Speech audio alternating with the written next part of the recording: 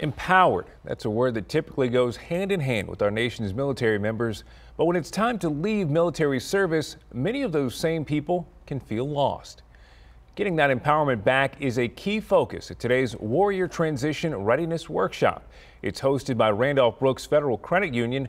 Many of the men and women at today's session are looking for that next job, and coaching and mock interviews, resume reviews, and tips for financial readiness are just some of the focus in this seminar.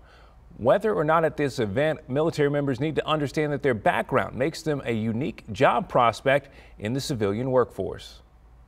A lot of leadership training just comes through practice. It comes through having to lead other people, and the military is the perfect place for that type of training.